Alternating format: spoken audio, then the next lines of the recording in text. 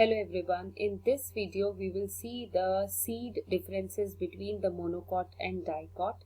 We have already finished our embryogeny in the dicots. I have not recorded a separate video on the embryogeny of monocots because almost same type of cells are formed in the monocots. Just only one difference is there because the name is monocot.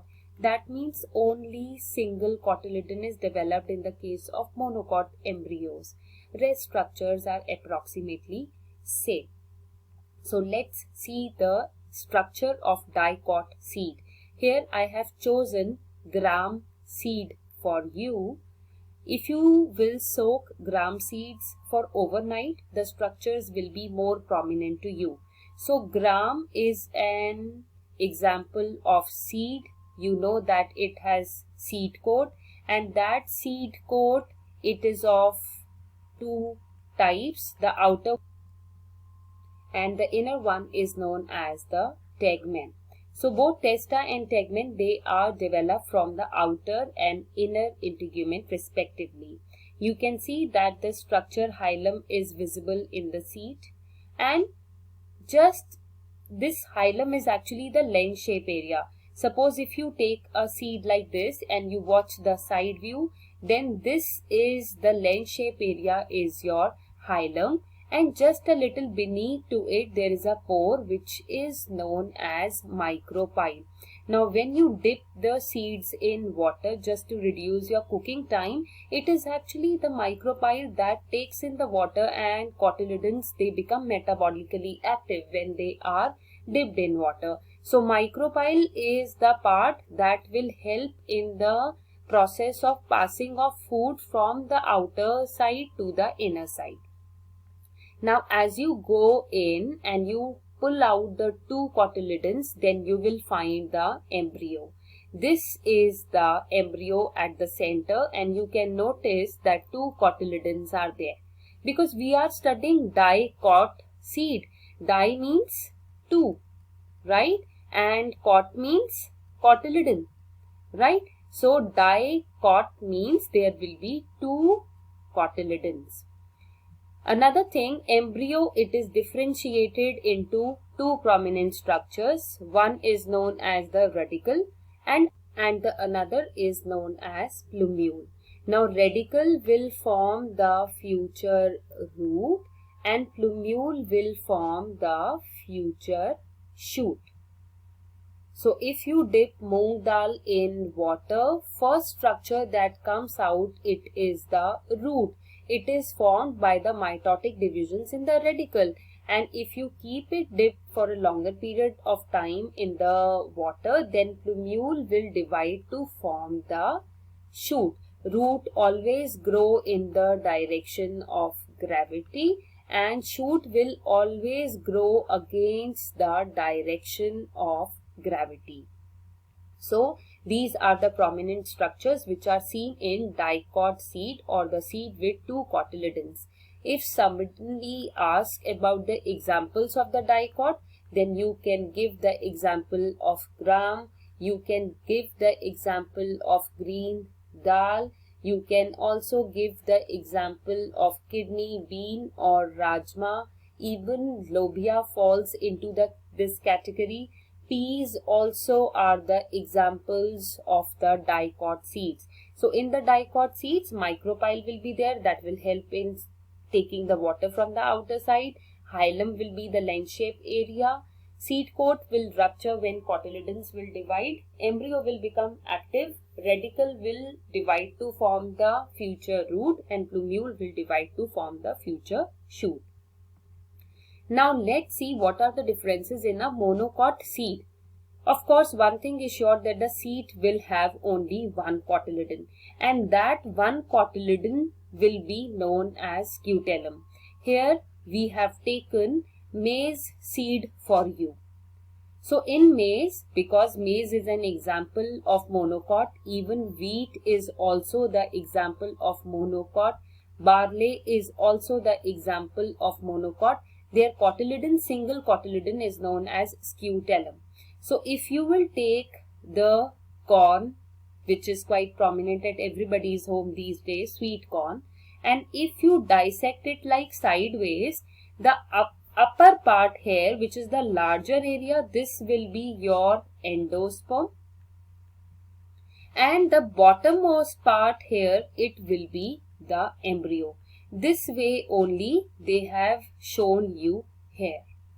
So you can see that in the embryo, the radical part which is going to form the future root, it is protected by a special tissue which is known as chorioryza.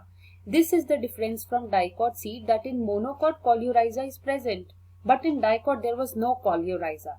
So in monocots, radical is protected by chorioryza.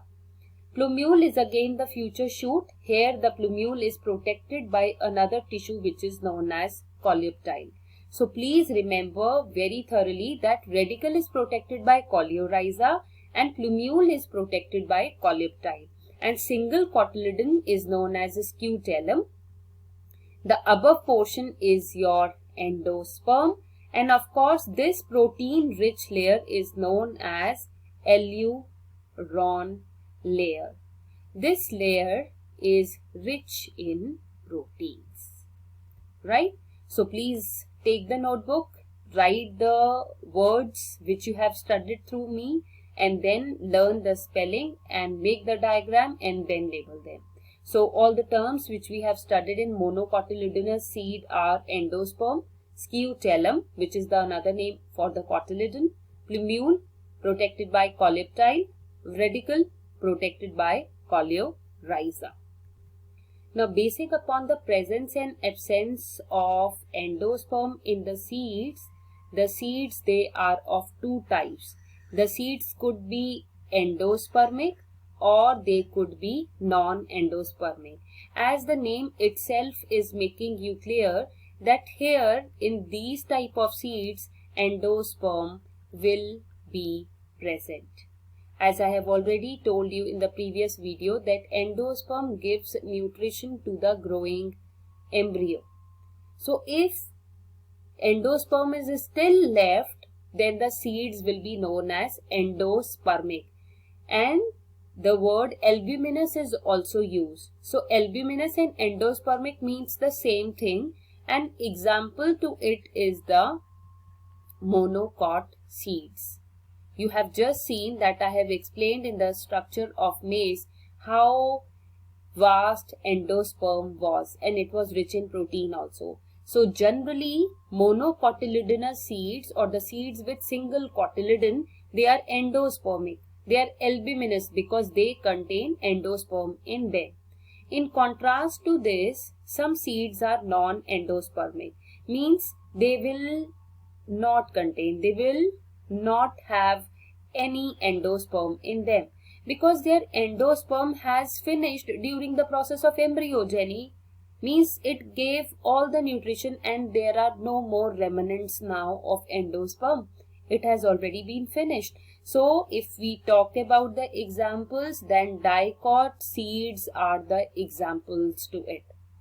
Dicot seeds, they are also known as non-albuminous seeds because they do not contain any endosperm. So if you talk about them, then P is an example of non-endospermic seed or non-albuminous seed. One term more has been given in the NCERT with the name of artificial hybridization. Now in the nature, when fertilization happens through its own, means when natural hybridization, natural pollination happens, then normal seeds are formed which are known as hybrids. But sometimes what happens, human being deliberately does the pollination with his or her own choice.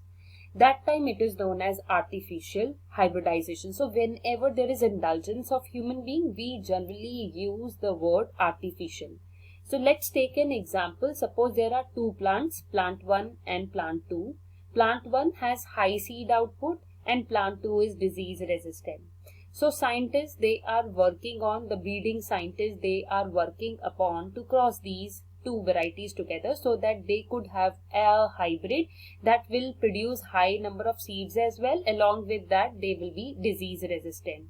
So suppose if plant 1 is bisexual and even plant 2 is bisexual. What they will do, the scientists will intentionally make one plant as a staminate and another plant as pistillate. So suppose in the bud condition they have to do the experiment. So in the bud they will remove the female part and this one flower will become staminate, right? In another, at the same bud stage, they will remove the male part and this flower will be pistillate. So whenever the stigma will become receptive, they will take the pollen grains from the plant number 1 and they will sprinkle it on the stigma. If compatibility reaction favors, then pollen tube will grow and all the processes which I have explained in my previous videos, they will happen and ultimately seeds will be formed. So herein, these two terms are important. You must know that whenever you are considering one flower as to be the pistillate, you need to remove the male part. Otherwise, self-pollination will happen. And once self-pollination will happen, this character will not come. To inculcate this character, we need to fuse its pollen grains in the another plant.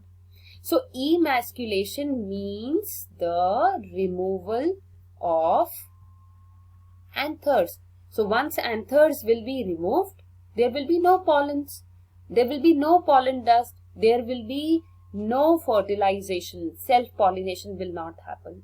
So once we do the emasculation, scientists what they do, they take a paper envelope, they write the date on it, on which date this flower was emasculated, and they pin up the envelope carefully on the flower. This process where they cover the emasculated flower, this is known as bagging. Now the last topic which I am going to cover in this video is types of fruits. You know that once fertilization happens, the ovary transforms into the fruit. So fruits, they can be of 3 types. They could be true fruits, false fruits, or parthenocarpic fruits. True fruits are the ones which develop from ovary. For example, mango. Mango is an example of a true fruit because it develops from the fertilized ovary only. False fruits are the ones which never develops from ovary. So this is important. False fruits, they never develops from the ovary. They can be formed from any part. It could be thalamus, it could be some other part as well, but it will never be ovary. So if I talk about apple, apple is an example of false fruit. Let's come on to parthenocarpic fruits. These are very rare and these are formed without the act of fertilization. So without fertilization, these fruits are formed. And banana is an example to it. It is seedless because it is an example of parthenocarpic fruits. So parthenocarpic fruits are the special fruits which are formed without the act of fertilization. However, fertilization do happens in the true fruits and false fruits, but in case of false fruits, fruit never ever develops from the ovary.